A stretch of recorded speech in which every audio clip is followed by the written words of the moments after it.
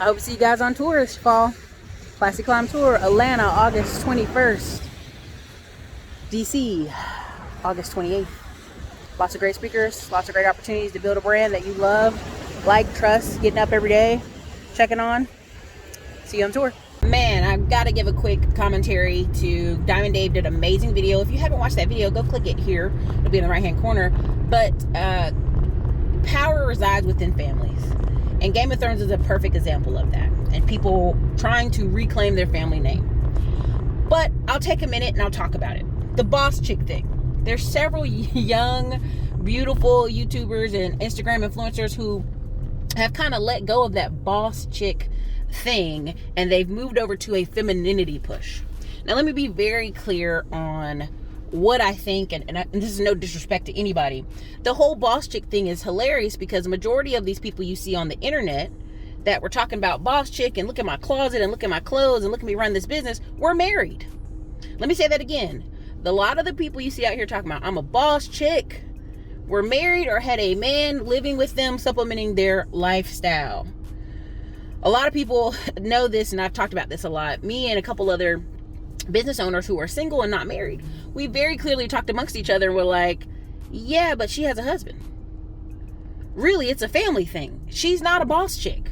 Someone has assisted her in her journey. There are businesswomen who do it by themselves, right?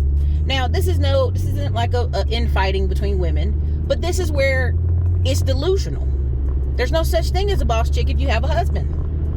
I'm sorry. Listen, even the Spanx lady, Sarah Blakely. Yes, she did it all on her own. She was independent and then finally married a husband who was also a multimillionaire. What people don't understand is families matter. Husbands matter. Boyfriends who support your dream behind the scenes and nobody seems to acknowledge them men matter. A lot of the theory we have out here is, hey man, I'm just an average guy. I don't want to run this. I don't want to run that. What you're saying is you don't want responsibility, and that's absolutely fine. But guess what? If you're any type of man who has a felony, has a criminal report, background, something's happened to you through the court system, or you're having hard time getting a job in this society, being a boss is something you're going to have to level up and do. Being in control of your future is something you're going to have to level up and do. Women have an opportunity in our femininity and who we are as women and placeholders in families to simply, we can build a little something and then we slide into a marriage and a partnership with someone and go on with our life. Because ultimately, as they say in Game of Thrones, the lone wolf dies, the pack survives. And that still holds true to this day. It matters who you're married to. It matters who you mate with. It matters who you do partnership with. A lot of times people say, well, I'm older. I don't want to get remarried again, or I don't want to do this. I'm just going to do this on my own. Well, honey, you had no choice anyway. If you weren't going to get remarried, you were going to have to do it on your own anyway. Now, I'm not attacking people who live independently or live on their own or will not get married. I'm not attacking you. What I'm telling you is the boss chick persona that many of these ladies are promoting to you online, it doesn't even hold true in their own life. Their mothers, their wives. A boss chick ultimately would be some woman who doesn't have any of those things, right? And that may sound harsh, but what I want you to understand is a lot of these ladies work within a system, within a marriage, right? A lot of these real estate agents you see dressed so beautifully online and so dainty and beautiful, they have a husband paying the majority of their bills. That's why if they only sell 4 or 5 houses a year and only make $30,000 a year, $36,000 a year, which is the average income of real estate agent ladies, it doesn't matter because look how beautiful she is. Because she has someone behind her holding her up. Now, I'm not saying this in any kind of bitterness way. A lot of my health suffered because I was doing a lot of things that were ultimately masculine, ultimately heavy is the head that wears the crown, tiring overnight, all these things. And I've learned that I've had to implement hiring men in many positions. Management, leadership, sales, marketing, accountability, Facebook ads. A lot of my staff, let's just be honest, 99% of my staff is male.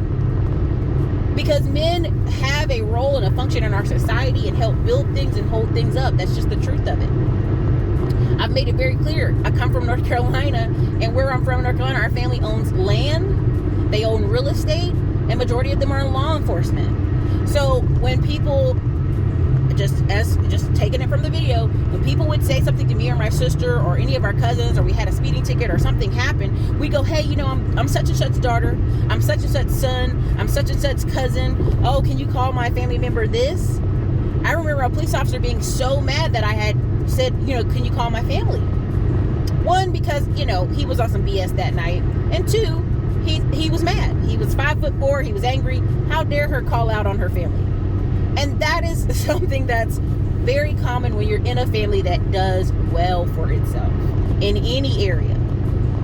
Now I'm going to do a really great video on the barbell method, and ultimately the barbell method is what I'm doing in my life currently. And what is the barbell method? I've told you guys about this a lot of times. Is owning a bunch of and this is done by families more powerful than our families that are Italian Jewish. If you know anything about Houston and Third Ward, 80% of the homes are owned by 5 families, 3 Jewish and 2 Italian. Okay, now you may say, well, I will never own a house in Third Ward. It's the hood over there. It's ghetto over there.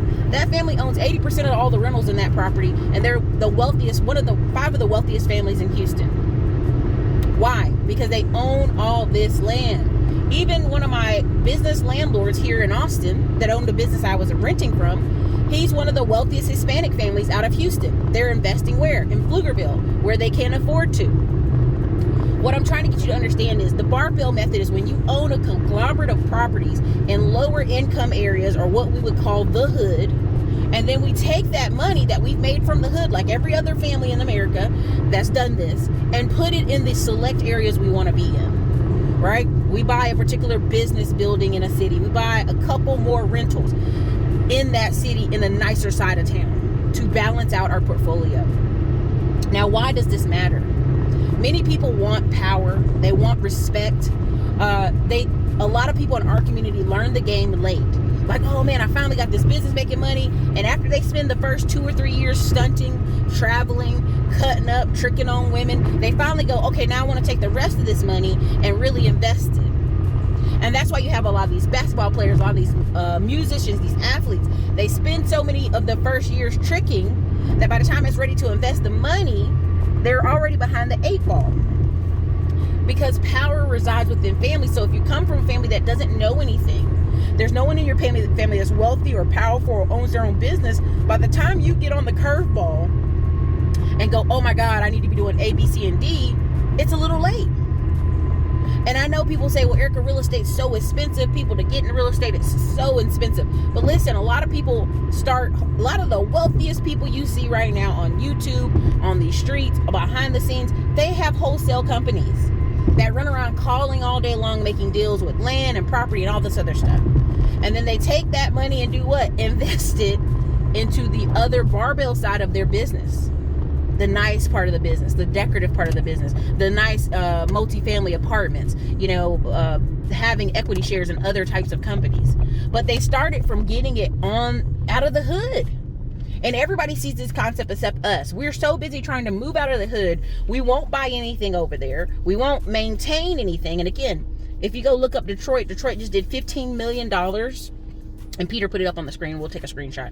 $15 million in giving people money to repair their home. Right? Why? Because so many people are over there and just let years and years of neglect go to their home. If your mom and dad live in the hood and they just spent $1,000 a year maintaining, keeping up their property, and fixing small little leaks and stuff as they happen every year, over the course of 15 years, you wouldn't have these people who have to sell their home for pennies on the dollar because they've never taken any care of it. Why does that happen? A lot of times that happens, 1, because taxes go up, but 2, they've never taken care of the home as they live there today. So years and years go by and the home goes into worse condition and they just sell it for anything. Now that may be twofold reasons why that's happening. That's happening because you have people who are unmarried and you have people who are low income. So if your mother's already low income and she's taking care of multiple kids and she's single, how often is she thinking of adding or investing or taking care of this property? Not at all. She's already stressed out. There's nobody there to help her maintain these properties. Also, you have to think about the glutting of the 1980s and 1990s, where a lot of the men that used to be able to fix things, 1950s and 60s, no longer existed. So small little repairs became big, huge issues when you don't have men in your house who can fix things. Now you say, Erica, what is the point of this video? The point of this video is power resides where you build it, keep it, and take care of it, and are able to pass it on. I know it's very popular on this internet, the rise of these wealthy bachelors. No one cares. I'm gonna say this again. I know this is very hurtful. The rise of these wealthy bachelors and the boss chicks with no kids, no one cares. No one cares, because you are not a family unit. No one cares if you're the most wealthiest man on this world, but you have no one to live it to. Again, I know people try to name off people like, well, Hugh Hefner. Hugh Hefner married many times and had children. Name any man that you think was a lone wolf in this society. He was not. Right? Even if you had the Vanderbilts whose father couldn't pass on for many generations that same energy, he was there and he was part of families. Anybody of any significance, the Obamas, right? Those daughters will be just fine. You can go back and you can look at just about anybody in public office, the Bushes, the Clintons, all those people, and every child surrounded by them. Even the Bushes, one of the brothers has illegitimate children. Those children are even rising to power in Texas as government officials. And so that name means something. Being within a family means something. So again, I know a lot of women who make all this money and you're like, oh man, she's a boss chick. No, she's not. She's married and she has kids, and that money will go to where? Those kids. When I meet women who are in their 40s and 50s with no children and a lot of money, I go, well, who are you mentoring? Who are you investing yourself into? Because at the end of the day, it don't matter. Like, you know, people always get on me when I talk about Oprah. I go, Oprah has all this money, but what does it matter? Who is Oprah's descendant? Who is Oprah's legacy holder? Who's her legacy holder? She may name off the school. She may name off all these other things. She may say these. It don't matter. You say, well, Gail has children and they have already married. Name any famous person you know. They have children and those children are married. You're trying to promote this singular bachelor life that doesn't work in long-term legacy holding. Oprah could name 100 buildings after her, but who's going to uphold the legacy after she's gone? And I don't mean, listen, well, you know, everybody can't have kids. I know that.